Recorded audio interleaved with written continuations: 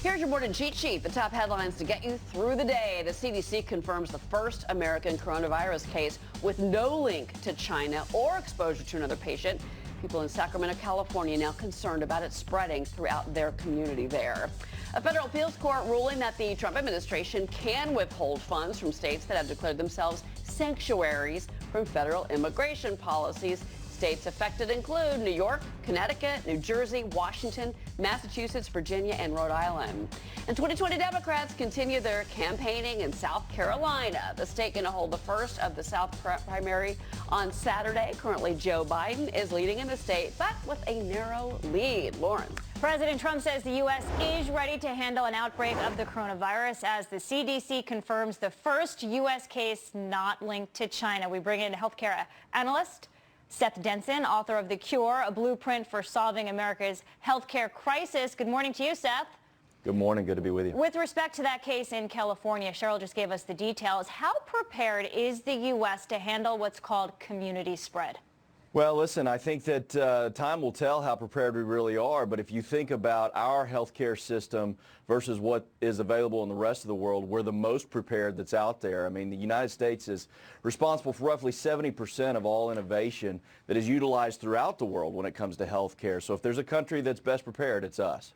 But what about getting testing kits? We're hearing that there's just not enough of them to actually see if patients do have the coronavirus, because when you go to the doctor with the regular symptoms of a flu, that could be coronavirus. How do you know if you don't have the kits?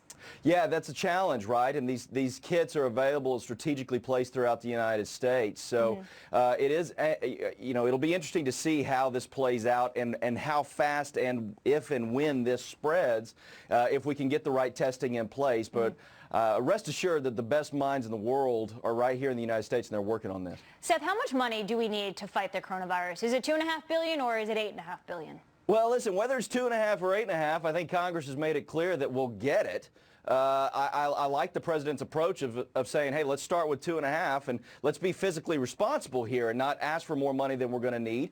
Congress is willing to give it. Chuck Schumer, everybody's already come out and said they'd be willing to give it. So I'm sure that if it does take 8, we'll get it. Yeah. Do you think they're politicizing the virus at all? Because the virus is neither Democrat or Republican.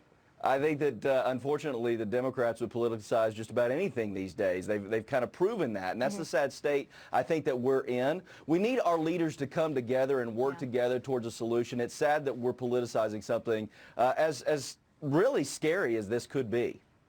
Seth, what do we need from China? I was reading a report and I was shocked to learn that 90% of the core ingredients from some drugs like amoxicillin come from China. If we can't get those key ingredients out of that country because of chokeholds with the supply chain, what do we do?